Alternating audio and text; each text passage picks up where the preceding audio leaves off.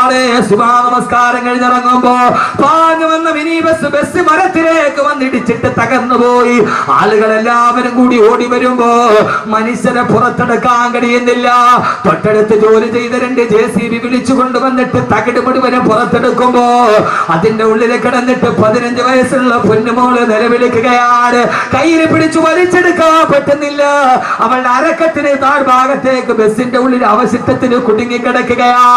അവള് കിടന്ന് നിലവിളിച്ചു 3/4 മണിക്കൂറോളം 10,000 ഓടിക്കൂടിയിട്ട് ധരിച്ചു നിൽക്കാനല്ലാതെ രക്ഷിക്കണേന്ന് നിലവിളിക്കുമ്പോ ഒരു സുന്ദരി പെൺകുട്ടി നിലവിളിക്കുമ്പോ പിടിച്ചു കയറ്റാൻ കഴിയാതെ JCB വന്നിട്ട് തകിടങ്ങട് മാറ്റിയിട്ട് വലിച്ചെടുക്കുമ്പോ ഉസ്താദേ കയ്യിൽ പിടിച്ചു വലിച്ചെടുക്കുമ്പോ അവളുടെ നിലവിളി അവസാനിച്ചിരുന്നു.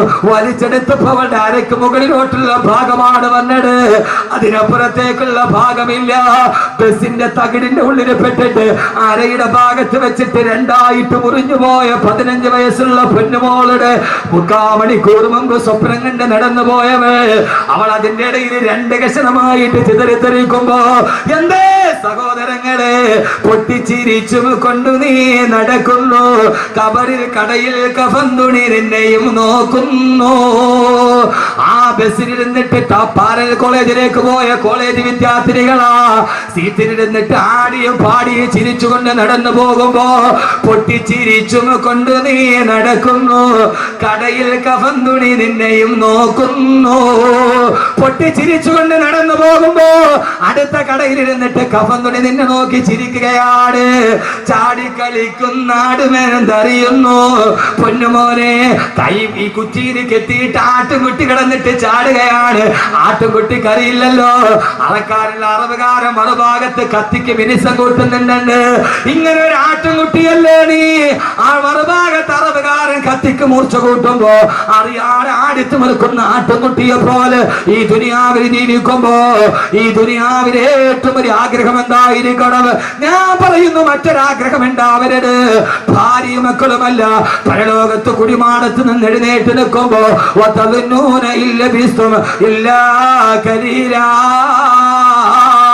അല്ലാഹുവേ അല്ലാഹുവേ അല്ലാഹുവേ ഈ ഖബറിന്റെ ഉള്ളിൽ നൂറ്റാണ്ടുകളെ കിടക്കേണ്ടി വന്ന ഒരു സെക്കൻഡ് പോലെ കഴിഞ്ഞു പോകുന്ന സുഖകരമായ ജീവിതം അത് കൊതിക്കാത്തവരാരാവുള്ളത്? അല്ലാഹു തൗഫീഖ് നൽകി അനുഗ്രഹിക്കുമാറാകട്ടെ. ഈ ദുനിയാവിൽ എല്ലാം അല്ല തന്നിട്ടുണ്ട്. വീട് തന്നിട്ടുണ്ട്, ബിസിനസ് തന്നിട്ടുണ്ട്, പണം തന്നിട്ടുണ്ട്, മക്കളെ തന്നിട്ടുണ്ട്, ഭാര്യയെ തന്നിട്ടുണ്ട്. ഞാൻ ഈ സദസ്സിൽ വെച്ചൊന്ന് വെറുതെ ചോദിക്കുകയാ, ഈ വിനീതന്റെ പ്രസംഗം കേൾക്കാൻ ഇവിടെ തടിച്ചു കൂടിയവരോട് നാളെ പരലോകത്ത് ചെല്ലുമ്പോ എഴുന്നേറ്റാൽ ഉടനെ എനിക്ക് അറിസിന്റെ തണലിലേക്ക് നടന്നു പോകണമെന്ന ആഗ്രഹത്തോട് ഇൻഷാ അല്ലാഹ് ഈ സദസ്സിൽ വെച്ചിട്ട് അഹമ്മദ് കബീർ ബാക്കവി 18 വർഷമായി മതപ്രഭാഷണം നടത്തുന്നുണ്ട്. അല്ലാഹുവിന്റെ തൗഫീഖ് കൊണ്ട് ഞാനൊരു 4 മാസം മുമ്പ് പെരിന്തൽമണ്ണയ്ക്കുള്ള ഉടമല മക്കാമുറൂസിന് ബഹുമാനായ സമസ്തയുടെ ആലിക്കുട്ടി ഉസ്താദ് അടക്കമുള്ളവരെ സദസ്സിലുണ്ട്, പാണക്കാട് തങ്ങളടക്കമുള്ളവരെ സദസ്സിലുണ്ട്. മൈക്ക് ഓണാണ്, ഞാൻ പ്രസംഗിക്കാൻ പോകുന്നു. തങ്ങളുടെ ഉദ്ഘാടന കർമ്മം തീർന്നു. പ്രസംഗത്തിന് വേണ്ടി സ്വാധ്യക്ഷൻ എന്നെ ക്ഷണിച്ചു. എഴുന്നേക്കാൻ പോകുന്നതിന് മുമ്പ് മൈക്കോണാണ്. 12 വയസ്സുള്ള ഒരു കുട്ടിയുടെ കയ്യിൽ പിടിച്ചിട്ട് ഒരു മനുഷ്യൻ കയറി വന്നിട്ട് പറഞ്ഞു, ഉസ്താദേ എന്റെ കുഞ്ഞിന് 12 വയസ്സായി. 17 ദിവസം മുമ്പ് അവരുടെ തലവേദന വന്ന മദ്രസയിൽ തലതുറ്റി താഴെ വീണു. താങ്ങിയെടുത്ത് പെരിന്തൽമണ്ണ മൗലാന ഹോസ്പിറ്റലിൽ കൊണ്ടുപോകുമ്പോ ഡോക്ടർമാര് പരിശോധിച്ചിട്ട് പറഞ്ഞു, കുഞ്ഞിന് ബ്രെയിൻ ട്യൂമറാ. 17 ദിവസത്തിലധികം ഈ കുഞ്ഞു ജീവിച്ചിരിക്കില്ല. 17 ദിവസത്തിലധികം ഈ കുഞ്ഞു ജീവിച്ചിരിക്കില്ല. കേട്ട ഉമ്മ തളർന്ന് താഴെ വീണു. വാപ്പ പൊട്ടിക്കരച്ചിലായി. അവസാനം ഈ സദസ്സിനെ സാക്ഷി നിർത്തി ഞാൻ പറയുകയാണ്, മഹാന്മാരായ പണ്ഡിതന്മാരും ബഹുമാനപ്പെട്ട തങ്ങന്മാരും ഇരിക്കുന്ന സദസ്സിൽ വെച്ചിട്ട് ആ മനുഷ്യൻ മൈക്കിലൂടെ പറഞ്ഞ പൊടിയ 10,000 കേട്ടടാ. അവിടെ വെച്ച് അദ്ദേഹം ഭാര്യയും ഭർത്താവും കൂടി ഈ തളർന്ന കിടക്കുന്ന മകന്റെ തലയിൽ കൈവച്ചിട്ട് പറഞ്ഞു, ഇൻഷാ അല്ലാഹ് ബാക്കവി ഉസ്താദ് അടുത്ത സദസ്സിൽ വരുമ്പോ അവിടേക്കൊരു സദക്ക് നെയ്യത്താക്കുകയാ. ഈ മകന് അസുഖമൊന്ന് ശിവയാകാൻ. സഹോദരങ്ങളെ, ആ സദസ്സിൽ വെച്ച് പറഞ്ഞു, ഉസ്താദേ മരണം കാത്ത് 17 ദിവസത്തെ ആയുസ് പറഞ്ഞ മോന് 13ാമത്തെ ദിവസം വെന്റിലേറ്ററിൽ നിന്ന് ബോധം തെളിഞ്ഞു. അൽഹംദുലില്ലാഹ് 3 മാസം കഴിഞ്ഞൊരു പ്രശ്നവുമില്ല. പൈസ ഉസ്താദിന്റെ കയ്യിലൊന്ന് ഏൽപ്പിക്കാൻ വേണ്ടി വന്നതാന്ന് പറഞ്ഞ് ആ സദസ്സിൽ നിന്നൊരു സംഖ്യ എന്റെ കയ്യിൽ ഏൽപ്പിച്ചിട്ട് ഏതാണ്ട് 30,000-ത്തിലധികം ആളുകൾ ഞാൻ മഹിഷറ എവിടെയാണെന്ന് പറയുന്നതിന് മുമ്പ്, ജീവിതം തുടങ്ങുന്നത് എവിടെയാണ്, ഭൂമിയിലാണോ ആകാശത്താണോ, ആദ്യം വരുന്നത് എവിടെയാണ് പറയുന്നതിന് മുമ്പ് ഈ തിങ്ങിക്കൂടിയ സദസ്സിന്റെ മുമ്പ് ഒരു ടെസ്റ്റ് ആയിട്ട് ഞാൻ ചോദിക്കുകയാ. ഇൻഷാ അല്ലാഹ് 30,000-ത്തിലധികം ആളുകൾ ഈ സദക്കയിൽ പങ്കെടുത്തിട്ടുണ്ട്. മാരകമായ ക്യാൻസർ വന്നിട്ട് ആമാശയം പഴുത്തു മാറിയിട്ട് അവസാനം ഡോക്ടർമാര് തള്ളിയ ഭാര്യയും ഭർത്താവും പോലും ഹജ്ജ് കഴിഞ്ഞിട്ട് തിരിച്ചു വന്നത് ഈ സദക്കയുടെ ബറക്കത്ത് കൊണ്ടാ. കാരണം എന്താ, ബാക്കി ഇവിടെ പറഞ്ഞിട്ട് നാളെ ഞാൻ മലപ്പുറം ജില്ലയിൽ, നാളെ ഞാൻ കരുനാഗപ്പള്ളിക്കടുത്ത് ക്ലാപ്പനയിലാണ്. ഈ കണിയാപുരത്ത് കിടന്ന് നിങ്ങൾ ഉറങ്ങിയാലും 10,000 നിങ്ങൾക്ക് വേണ്ടി ആമീൻ പറയും. എത്ര ആളുകളാ കഴിഞ്ഞ ആലുവയിലെ വാർഷിക പ്രഭാഷണത്തിന് 1,00,000 യാസീൻ ഓതിയിട്ട് ദുആ ചെയ്തപ്പോ അല്ലാഹുവിന്റെ സദസ്സിൽ പല നിയ്യത്തുകൾ വെച്ചിട്ട് നേർച്ചയാക്കിയ ആരൊക്കെയുണ്ടോ അവരെ ഹലാലായ മുറാദുകൾ ഹാസിലാക്കണമെന്ന് പറഞ്ഞപ്പോ കേരളത്തിന്റെ അകത്തും പുറത്തുമുള്ള ലക്ഷക്കണക്കിന് ആളുകൾ ആമീൻ പറഞ്ഞ സദസ്സ്, അതിന്റെ ബറക്കത്ത് കൊണ്ടാണ് ഈ കാര്യങ്ങൾ നടക്കുന്നത്. ഇൻഷാ അല്ലാഹ് ഈ സദസ്സിൽ നിന്ന് ആരെങ്കിലും ഉസ്താദേ ഈ സദസ്സിന്റെ തുടക്കക്കാരനായി വാഫി കോഴ്സ് പഠിപ്പിക്കാൻ, ഈ കരിങ്കലിനെ കരയിപ്പിച്ച വിജ്ഞാനം പഠിപ്പിക്കാൻ, അടുത്ത കുട്ടികൾക്ക് കിടക്കണമെങ്കിൽ, അവർക്ക് ദറസ് പഠിക്കണമെങ്കിൽ, അവർക്ക് ഖുർആൻ ഓതണമെങ്കിൽ ഒരു വലിയ കെട്ടിടം കൂടി സ്ഥാപിക്കേണ്ടതുണ്ട്. ഈ സംഘാടകർക്ക് വലിയൊരു ആഗ്രഹവുമുണ്ട്. ഇൻഷാ അല്ലാഹ് ആ സംരംഭത്തിലേക്ക് ഏതാണ്ട് 43 ലക്ഷം രൂപ ചെലവ് വരുന്ന ആ സംരംഭത്തിലേക്ക് ആദ്യത്തെ ആളായി ഇൻഷാ അല്ലാഹ് ഞാൻ മരിച്ചാലും മണ്ണിന്റെ അടിയിൽ ഞാൻ പോയാലും എനിക്ക് കിട്ടുന്ന ഒരു സദക്ക അല്ലാഹുവേ സ്വീകരിക്കണേ എന്ന നിയ്യത്തോട് ഏതാഗ്രഹം മനസ്സിൽ വെച്ചിട്ടാണോ അല്ലാഹു അതിനെ സ്വീകരിക്കുമാറാകട്ടെ. ഇവിടെ വെച്ച് വാഗ്ദാനം ചെയ്തിട്ട് 1, 2, 3, 4 ഭാഗമായിട്ട് കൊടുത്താൽ മതി, അല്ലാഹു സ്വീകരിക്കുമാറാകട്ടെ. ഒരു 66,666 രൂപ, സാധാരണ 6,666 ഞാൻ ചോദിക്കാറുണ്ട്. 66,666 രൂപ ഈ സദസ്സിൽ വെച്ചൊന്ന് വാഗ്ദാനം ചെയ്യാൻ അല്ലാഹുവിന്റെ റസൂൽ ചോദിച്ചാൽ ആദ്യമായിട്ട് പറയുന്നത് ഹബീബായ നബി മുഹമ്മദ് മുസ്തഫ,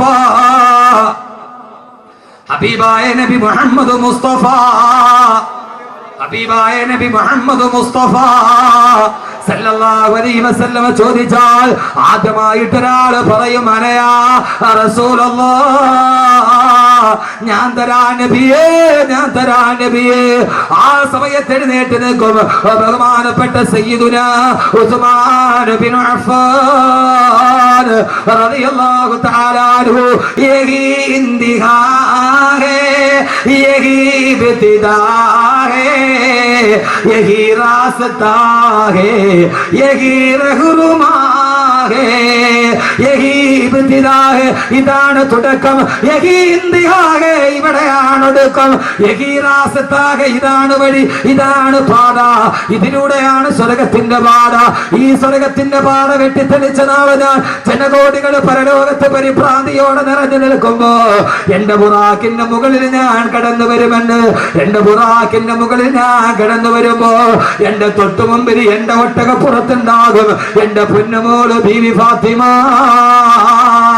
അല്ലാഹുവിന്റെ റസൂല് പറയുകയാ, എന്റെ തൊട്ടു മുമ്പിൽ എന്റെ ഒട്ടകപ്പുറത്ത് എന്റെ കരളിന്റെ കഷണമേ ഫാത്തിമ, എന്റെ ജീവിതത്തിന്റെ വാത്സല്യമേ ഫാത്തിമ, എന്റെ പൊന്നുമോള് ഫാത്തിമ ഉണ്ടാകും. എന്റെ വലതു ഭാഗത്ത് അബൂബക്കർ ഉണ്ടാവും, എന്റെ ഇടതു ഭാഗത്ത് ഉമർ ഉണ്ടാവും, എന്റെ തൊട്ടുപുറകിലതാ അല്ലാഹു അക്ബർ, അല്ലാഹു അക്ബർ, അല്ലാഹു അക്ബർ, അല്ലാഹു അക്ബർ, അല്ലാഹു അക്ബർ, അല്ലാഹു അക്ബർ എന്ന ബാങ്കം വിളിച്ചുകൊണ്ട് എന്റെ തൊട്ടുപുറകിൽ എന്റെ ബിലാൽ ഉണ്ടാകുമെന്ന്. എന്റെ കറുത്തവനായ ബിലാൽ, എന്റെ കറുകറുത്ത ബിലാൽ, ആ ബിലാൽ ബാങ്കം വിളിച്ചുകൊണ്ട് എന്റെ പുറകിൽ വരുമ്പോ ഈ ദുനിയാവില് ബാങ്ക് കേട്ടപ്പോ ആരൊക്കെയാണോ പള്ളിയിലോട്ട് കിടന്നു വന്നത് അവരാ ലബ്ബൈക വസഅദൈക യാ റസൂലല്ലാഹ് എന്നും പറഞ്ഞുകൊണ്ട് അവര് ബിലാലിന്റെ തൊട്ട് പുറകിന് വന്ന് ഒരുമിച്ച് കൂടുമെന്ന് ഹബീബായ നബി മുഹമ്മദ് മുസ്തഫ.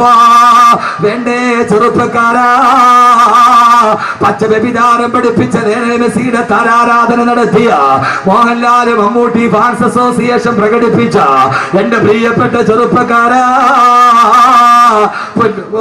മന്ദയുമൊക്കെ റോൾ മോഡലാക്കി മാറ്റിയ നാളെ ബിലാലിന്റെ പുറകിൽ നിൽക്കണ്ടേ, നാളെ മഹിസറയിൽ ബാങ്ക് വിളിക്കാൻ കഴിയണ്ടേ. അങ്ങനെ വരുമെന്ന് പറഞ്ഞ് സഹാബത്ത് പറയുമ്പോ ഓ സമയത്താണ് അള്ളാന്റെ റസൂലിനോട് സഹാബത്ത് പറഞ്ഞു, തിരുദൂതരെ പ്രസംഗം നിർത്തല്ല നബിയെ, പ്രസംഗം അവസാനിപ്പിക്കല്ല നബിയെ, എന്തെങ്കിലും പരലോകത്തിന് രക്ഷപ്പെടാൻ എന്തെങ്കിലും പറഞ്ഞു തരാട്, അങ്ങനെ നിർത്തല്ലേ യാ റസൂലല്ലാഹ്. അവിടുത്തെ ആളുകള് നമ്മളെ പോലെയല്ല. നിങ്ങൾ ചിന്തിക്കുന്നുണ്ടാവും ഇയാളൊന്ന് വകന്ന് നിർത്തിയാൽ എഴുന്നേക്കാമായിരുന്നു. അല്ല സഹോദരങ്ങളെ അല്ല, അല്ല സഹോദരങ്ങളെ അല്ല, അല്ല അല്ല. സഹാബത്ത് പറഞ്ഞു, നബിയെ നബിയെ നിർത്തല്ല നബിയെ, അത് പറഞ്ഞിട്ട് നിങ്ങൾക്ക് ആഖിറത്തിലേക്ക് പ്രയോജനമില്ലാത്ത അത് നിർത്തല്ല നബിയെ, എന്തെങ്കിലും ആഖിറത്തിൽ രക്ഷപ്പെടാ പറഞ്ഞതാ തിരുദൂതരെ റസൂലല്ലാഹ്. ആ സമയത്ത് അല്ലാഹുവിന്റെ റസൂൽ പറഞ്ഞു, സഹാബ എന്നാൽ എപ്പോഴും പറഞ്ഞുകൊള്ളുക, യാദൽ ജലാലി വൽ ഇക്റാം അമിത്നാ അലാ ദീനിൽ ഇസ്ലാം, യാദൽ ജലാലി വൽ ഇക്റാം അമിത്നാ അലാ ദീനിൽ ഇസ്ലാം, യാദൽ ജലാലി വൽ ഇക്റാം അമിത്നാ അലാ ദീനിൽ ഇസ്ലാം. ഇത് പതിവായി പറഞ്ഞു. ആഖിറത്തിൽ പോയാൽ നിങ്ങൾക്ക് തളരേണ്ടി വരില്ല, പരിഭ്രാന്തിയോടെ ഓടേണ്ടി വരില്ല. റഹ്മത്തെന്ന സഹോദരി ഒരു സദഖ ചെയ്തു. ഇത് വഅദിന്റെ പ്രയോജനമാണ്. അല്ലാഹുവേ നീ അവർക്ക് സാലിഹായ സന്താനത്തെ കൊടുക്കണേ അല്ലാഹ്. അല്ലാഹു സ്വീകരിക്കട്ടെ, അല്ലാഹു സ്വീകരിക്കട്ടെ, അല്ലാഹു സ്വീകരിക്കട്ടെ. എന്റെ പൊന്നുമോനെ, പരലോകത്ത് എഴുന്നേറ്റ് വെക്കുമ്പോ എന്തെങ്കിലും ഒക്കെ വേണം. യഥാർത്ഥത്തിൽ പരലോകത്താണ് പ്രോട്ടോകോൾ ലംഘിക്കുക. പരലോകത്ത് മരണം ജീവിതത്തിന്റെ തുടക്കം. ഞാൻ പരലോകത്തിന്റെ പ്രധാനപ്പെട്ട കാര്യങ്ങൾ പറയാം. പരലോകത്ത് പ്രോട്ടോകോൾ ലംഘിക്കുക. പ്രോട്ടോകോള് എന്താ ഫോട്ടോക്കാരോട് പോകുന്നത്? പ്രോട്ടോകോൾ ലംഘിക്കും. എങ്ങനെ? പരലോകത്താണ് ചെല്ലേണ്ടത്. അള്ളാഹുവിടെ ആക്കി തരട്ടെ, അള്ളാഹുവിടെ ആക്കി തരട്ടെ, അള്ളാഹുവിടെ എത്തിച്ചു തരട്ടെ. എത്താൻ ഇത്തിരി പാടാ മനുഷ്യന്മാരെ. അള്ളാഹുവിടെ എത്തിച്ചു തന്നാൽ രക്ഷപ്പെട്ടു. അവിടെ മലക്കുകൾ നമ്മളെ കാണുമ്പോൾ സലാം പറയും. ഇവിടെ നേരെ തിരിച്ച്, ഇവിടെ നമ്മളാരോട് പോലെ സലാം പറയും, മലക്കുകളോട് സലാം പറയും. അവിടെ മലക്കുകൾ നമ്മുടെ സേവകന്മാരാണ്. പ്രോട്ടോകോൾ മാറും. ഇവിടെ ഇപ്പൊ നമ്മളൊരു കല്യാണത്തിന് നമ്മളൊരാൾ വിളിച്ചു, അവിടെ ചെന്നപ്പോ ആദ്യത്തെ ട്രിപ്പ് ഇരുന്നു, നമ്മൾ വെളിയില അല്ലേ. അപ്പൊ വീട്ടുകാർ ഓടി വന്നിട്ട് പറയും, ഇതൊന്ന് കഴിഞ്ഞോട്ടെ, തീർന്ന ഉടനെ അടുത്ത് നിങ്ങൾ ഇരുത്താം. അപ്പൊ ഒരു കസേരയൊക്കെ ഇട്ട് അവിടെ എന്ത് ചെയ്യും? ഇരുത്തും. നമ്മൾ ഈ ചാപ്പാട് നല്ല ബിരിയാണിയുടെ സ്വാദ് മൂക്കിലേക്കങ്ങ് അടിക്കും. ആദ്യത്തെ ട്രിപ്പ് തീരാറാകുമ്പോ തന്നെ നമ്മൾ എന്ത് ചെയ്യും? മേശയൊന്നും തുടച്ചിട്ടുണ്ടാവില്ല, പ്ലേറ്റിനെ എടുത്തിട്ടുണ്ടാവില്ല, ചാടി എന്ത് ചെയ്യും? മനുഷ്യന്മാരെ ചാടി എന്ത് ചെയ്യും? ഇരിക്കും. എന്തിന്? ചാപ്പാട്. ഏത് ചാപ്പാട്? ബിരിയാണി തിന്നിട്ടൊരു കൊച്ചു മരിച്ചുപോയി എന്ന് പറഞ്ഞൊരു പ്രശ്നം ഉണ്ടാക്കി. കിഴക്കൂട്ടത്തല്ലേ യഥാർത്ഥത്തെ ആ കൊച്ചു സൂസൈഡ് ചെയ്ത, ആത്മഹത്യ ചെയ്ത. ചുമ്മാ പത്രക്കാരൻ തിരുവനന്തപുരത്ത് ഷവർമ തിന്നിട്ട് ഒരു കുട്ടി മരിച്ചു, ഒരാൾ മരിച്ചു. യഥാർത്ഥത്തിൽ അയാൾ സൂയിസൈഡ് ചെയ്ത പാവപ്പെട്ട ഹോട്ടൽ കച്ചവടക്കാരന്റെ ജീവിതവും മുറ്റി. പത്രത്തിൽ എന്ത് ലൈവായിട്ട് അപ്പൊ കിട്ടി എഴുതുക. അതെന്താ? യഥാർത്ഥത്തിൽ അയാൾ ആത്മഹത്യ ചെയ്ത. ബാംഗ്ലൂരിൽ പോയി ഷവർമ, അവന്റെ കൂടത്തൊന്നും മരിച്ചില്ല, ഇവ മരിച്ചു. പത്രക്കാര് ഈ ബ്രേക്കിംഗ് ന്യൂസ് കിട്ടാൻ വേണ്ടി ഇരിക്കുക. അവരെഴുതി പാവപ്പെട്ട ഹോട്ടൽ കച്ചവടക്കാരുണ്ട്. ആ മനുഷ്യൻ, ആ സാൽവ കഫേയുടെ മനുഷ്യൻ സ്ഥിരമായിട്ട് പള്ളിയിൽ ഒരു കരി കൊടുക്കുന്ന ആള്, നല്ലൊരു മനുഷ്യൻ. പത്രക്കാർക്ക് എഴുതിയാൽ മതി ഹോട്ടലുകാരൻ്റെ ഏതൊക്കെ പെണ്ണിന്റെ സ്വർണം പോലും വിറ്റിട്ടായിരിക്കും ഒരു കൊച്ചു മാടക്കട തുടങ്ങുന്നത്. യഥാർത്ഥത്തിൽ നമ്മളെന്താ? ഭക്ഷണം അല്ലേ? ഭക്ഷണമല്ലേ? ഒരു പ്ലേറ്റ് ഭക്ഷണം. മോനെ, പ്രോട്ടോകോൾ ലംഘിക്കും എവിടെയാണെന്നറിയോ? وسيق الذين اتقوا ربهم إلى الجنة زمرا. അള്ളാഹു അള്ളാഹുവിന്റെ വിശുദ്ധമായ സ്വർഗത്തിന്റെ മുമ്പിലെത്തുമ്പോ ആ സ്വർഗത്തിന്റെ ഭക്ഷണങ്ങൾ മുഴുവനും വിളമ്പി വെച്ചിട്ട് അള്ളാഹു മുത്തഖീങ്ങളോട് പറയും, ഇവിടേക്ക് വാ, ഇതാ നിങ്ങൾക്കുള്ള ഭക്ഷണം ഇവിടെ ഒരുക്കി വെച്ചിരിക്കുകയാണ്. ആ സമയത്ത് സ്വർഗത്തിലെ ഭക്ഷണങ്ങൾ ഒരുക്കി വെച്ചിരിക്കുമ്പോ സ്വർഗത്തിൽ കയറുന്നവൻ ആദ്യം കൊടുക്കുന്ന ഭക്ഷണം ഏതെന്ന് നബിയോട് ചോദിച്ചപ്പോ അള്ളാഹുവിന്റെ റസൂല് പറഞ്ഞു, പൊരിച്ച മീനിന്റെ കരളാണ് സ്വർഗത്തിലെ ആദ്യ ഭക്ഷണമെന്ന് ഹബീബായ നബി മുഹമ്മദ് മുസ്തഫ. സ്വർഗത്തിലേക്ക് കയറിയാൽ ആദ്യം കിട്ടുന്ന ഭക്ഷണം മീനിന്റെ പൊരിച്ച കരളാണെന്ന് നബി മുഹമ്മദ് മുസ്തഫ. ആ സ്വർഗത്തിലെ ഭക്ഷണം മുഴുവനും വിളമ്പി വെച്ചിട്ട് അള്ളാഹു മുത്തഖീങ്ങളോട് പറയും, ഇവിടേക്ക് വാ, ഇവിടേക്ക് വാ. ആ സമയത്താണ് സ്വർഗത്തിലെ ഭക്ഷണങ്ങൾ മുന്നിൽ കണ്ടാലും മുത്തഖീങ്ങൾ ആദ്യം കഴിക്കാൻ ചാടി കയറില്ല. അവര് പറയും, വഖാലുൽ ഹംദുലില്ലാഹില്ലദീ സദഖനാ വഅദാ. ആ സമയത്ത് മുത്തഖീങ്ങൾ പറയുമ്പോ കാലു അവര് പറയും, അൽഹംദുലില്ലാഹ് അല്ലദീ സദഖനാ വഅദാ. അല്ലാഹുവേ അല്ലാഹുവേ അല്ലാഹുവേ, പടച്ചവനെ ഞങ്ങൾക്ക് ഈ ഭക്ഷണം തിന്നാനുള്ള ആർത്തിയില്ല. അൽഹംദുലില്ലാഹ്, ഇതെല്ലാം ഞങ്ങൾക്ക് ഒരുക്കി വെച്ച റബ്ബേ, അൽഹംദുലില്ലാഹ്. ഇവിടെ തിന്നിട്ടാണ് അൽഹംദുലില്ലാഹ് പറയുക. സ്വർഗത്തിൽ കാണുമ്പോൾ അപ്പൊ പിന്നെ ആക്രാന്തമൊന്നുമില്ല. സ്വർഗത്തിലെ ഭക്ഷണം കണ്ടാലും ആക്രാന്തം തോന്നാതെ അൽഹംദുലില്ലാഹ്, പടച്ചവനെ ഞങ്ങൾ ഈ ദുനിയാവിൽ ചെയ്തതിനൊക്കെ കിട്ടിയല്ലോ അല്ലാഹുവേ. കൈ കിടന്ന ഈ ബ്രേസ്ലെറ്റും കമ്മലും ഒക്കെ ഊരിക്കൊടുത്തിട്ട് ചിലപ്പോ ഞങ്ങളെ പൊട്ടിന്ന് വിളിക്കുന്നവരുണ്ടാവും. പടച്ചവനെ അവിടെ പറയാം അൽഹംദുലില്ലാഹ്. അള്ളാഹുവിനാക്കി തരട്ടെ, അള്ളാഹുവിനാക്കി തരട്ടെ, അള്ളാഹു അങ്ങനെ ആക്കി തരട്ടെ. അതിനെന്ത് ചെയ്യണം? ഈ ഭൂമിയിൽ എങ്ങനെ ജീവിക്കാൻ കഴിയണം? ഈ ഭൂമിയിൽ എങ്ങനെ ജീവിക്കാൻ കഴിയണം? നാളെ സ്വർഗത്തിലെത്തണ്ടേ? അങ്ങനെയുള്ള ജീവിതം ഈ ഭൂമിയിൽ ജീവിക്കാൻ കഴിയണം. ഉസ്താദേ, ഈ കാലഘട്ടമല്ലേ, എങ്ങനെയാ ജീവിക്കാൻ കഴിയുക? ഞാൻ ഒരു ദിവസം കഴിഞ്ഞ വർഷമാണ് പാതിരാ സമയത്ത് വള്ളക്കടവിൽ വേളം കഴിഞ്ഞ് ഞാൻ ടെക്നോ പാർക്കിൽ വള്ളക്കടവിലേക്ക് വളർന്നു പോവുകയാണ്. ഏതാണ്ട് വൈകുന്നേരം ഒരു 8-8:30 മണിയായിട്ടുണ്ട്. കരക്കൂട്ടത്ത് നിന്ന് ടെക്നോ പാർക്കിന്റെ സൈഡിലൂടെ പോകുമ്പോ ആ സമയത്ത് ടെക്നോ പാർക്കിലേക്ക് നിന്ന് പോകുന്ന വഴിയിലുള്ള വാഗമരത്തിന്റെയും ദേവദാരുവിന്റെയും ചുവട്ടിലൊരു പെൺകുട്ടിയുണ്ട്, 3 ചെറുപ്പക്കാര് കൂടെയുണ്ട്. ആ പോകുന്ന വഴിയിൽ അസ്വാഭാവികമായ ഒരു കൂട്ടം കണ്ട് ഞാൻ നോക്കുമ്പോ സുബ്ഹാനല്ലാഹ്, കണ്ട കാഴ്ച ഈ സദസ്സിൽ വെച്ച് പറയാൻ കഴിയുന്നതല്ല. വിവര സാങ്കേതിക വിദ്യയുടെ വിദൂര സാധ്യതകൾ മുഴുവനും നിന്റെ ഗ്രാമത്തിന്റെ പടിവാതിൽ എത്തി നിൽക്കുമ്പോ ടെക്നോ പാർക്ക്, സൈബർ കഫേയും ഇൻഫോസിസ് പാർക്കും നിന്റെ മുമ്പിൽ ഏറ്റവും വലിയ പരീക്ഷണത്തിന്റെ വാതായനങ്ങൾ തുറക്കുമ്പോ പെങ്ങളെ മയങ്ങിപ്പോകരുത്.